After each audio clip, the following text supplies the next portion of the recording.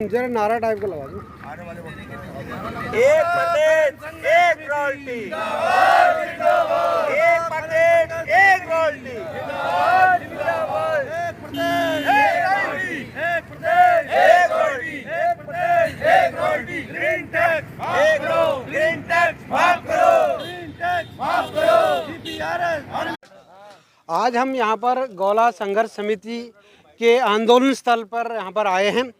इन लोगों का कहना है कि पूरे प्रदेश में रॉयल्टी की एक दर होनी चाहिए, एक प्रदेश एक रॉयल्टी की नीति पे सरकार को चलना चाहिए और लाखों हजारों की संख्या में जो गौला खनन से लोग जुड़े हुए हैं और इनके जो है लाख परिवार इस व्यवसाय से जुड़े हैं। इनका कहना है कि समय इतना अधिक निकल गया है, अगर इसके बाद भी अगर गौला समय से नहीं खुलती है तो काफ़ी नुकसान होगा, प्रदेश का नुकसान होगा और व्यापार जो है, जो इसके अलावा गौला से जुड़ा हुआ व्यापार है, चाहे ट्रांसपोर्ट का व्यापार है, चाहे वो गाड़ियों वालों का व्यापार है, वो सारा प्रभावित हो रहा है। हम यहाँ पर जानना चाहते हैं, हमारे पास यहाँ पर जीवन कवड़वाल जी हैं, इस आंदोलन को लीड कर रहे हैं अपने साथियों के साथ मिलकर। उनसे हम जानना चाहते हैं कि कवड़वाल जी, आपका आंदोलन है, सरकार से आपकी पुनः क्या मांग है और अगर सरकार आपके इस मुद्दे को नहीं सुलझाती है तो आप आगे की क्या रणनीति बनाएंगे? हमारी प्रदेश सरकार से आपके मंच के माध्यम से निवेदन है कि पूरे प्रदेश में एक रॉयल्टी और एक प्रदेश, तो ये जो नारा है ये नारा ही नहीं है, ये सचमुच में है। क्योंकि कहीं पर 7 रुपये की रॉयल्टी है, कहीं पर 18 रुपये की रॉयल्टी है, कहीं पर 24 रुपये की रॉयल्टी है, जबकि हमारी गोला, नंदौर, कोसी और दाबका में 32 रुपये की रॉयल्टी।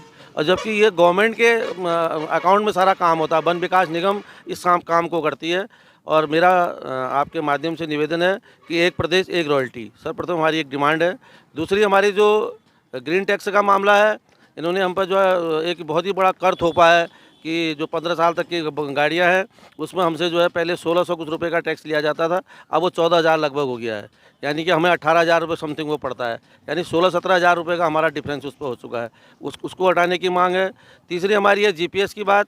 जो मार्केट में 1500 रुपये का जीपीएस लगता है, वो ज़बरदस्ती हमारे पर थोपा है, वो 6,000 साढ़े 6,000 रुपये का जीपीएस लगाया जा रहा है, जबकि हमारी गाड़ियों में ऑलरेडी वन विकास निगम की आरएफडी चिप लगी हुई है। उस जीपीआरएस का हमसे कोई मतलब नहीं है, वो लोकेशन ट्रेस के लिए है। और चौथा, हमारे एक ट्रैक्टर पर जो है डबल टैक्स किया है, ट्रैक्टर और ट्रॉली पर double tax, double insurance, double fitness, double permit. जबकि बड़ी बड़ी गाड़ियों में जो है 450-500 कुंटल की जो गाड़ियाँ पास हैं, उन गाड़ियों में जो है एक टैक्स है, एक परमिट है, एक फिटनेस है।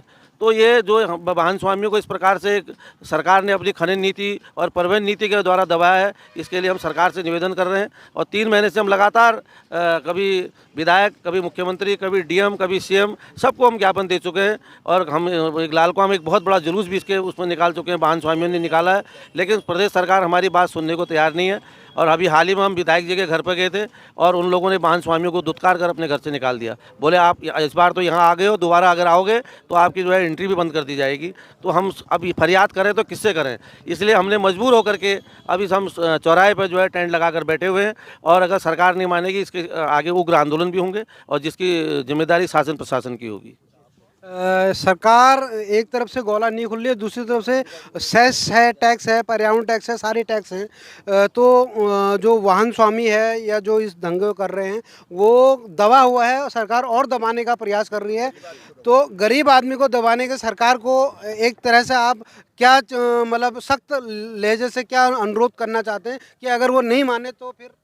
अगर सरकार नहीं मानेगी, हम अपने परिवारों को लेकर भी सड़कों पर उतरेंगे और प्रकार के सड़क जाम है, आमरण अनशन है, क्रमिक अनशन है, ये सारी प्रक्रियाएं की जाएंगी। लेकिन जब तक हमारी सारी मांगें नहीं मानी जाएंगी तब तक हमने तो फॉर्म लेंगे और न अपनी गाड़ियां रिलीज़ कराएंगे। हम सरकार का भी इसमें बहुत बड़ा नुकसान हो रहा है। सरकार इस बारे में नहीं सोच रही है। करोड़ों रुपये का राजस्व सरकार को भी मिलता है इससे। वन विभाग, वन विकास निगम, खनन विभाग और राजस्व विभाग, 4 विभाग की सैलरी इस विभाग से जाती है, लेकिन सरकार नहीं सोच रही है। क्योंकि एक ये माफिया तंत्र जो है, खनन का एक माफिया तंत्र जो बनाया है। अभी एक आपने देखा था कि हाईकोर्ट ने जिस पर बैन लगाया, मजबूर होकर के हाईकोर्ट को उस पर बैन लगाना पड़ा। इन्होंने जो है समतलीकरण के नाम पर पट्टे बांट दिए, जिसमें कि 7 रुपये की रॉयल्टी दे दी इन्होंने, और उसमें 2,000 करोड़ रुपये का घोटाला हुआ। तो सरकार अपने कायदे कानून पर काम ही नहीं कर रही है और जनता की बात सुनने को तैयार नहीं है। तो हम सरकार से पुनः निवेदन कर रहे हैं कि जो है वो हमारी मांगों को सुने। अगर नहीं सुनेगी तो उसके लिए हम हर प्रकार का बाज़ार भी बंद कराएंगे और उग्र आंदोलन भी करेंगे, हर प्रकार का आंदोलन करेंगे। लेकिन जब तक सरकार हमारी मांगों नहीं मानती है तब तक जो है हम इस तरह आंदोलन हमारा जारी रहेगा। और अभी माननीय नेता प्रतिपक्ष यशपाल आर्य जी ने भी आकर हमें समर्थन दिया है और थोड़ी देर में पूर्व मुख्यमंत्री हरीश राव जी भी यहाँ समर्थन देने के लिए आने वाले हैं और हम प्रदेश के सारे नेताओं को इकट्ठा करके विधानसभा कूच भी करेंगे।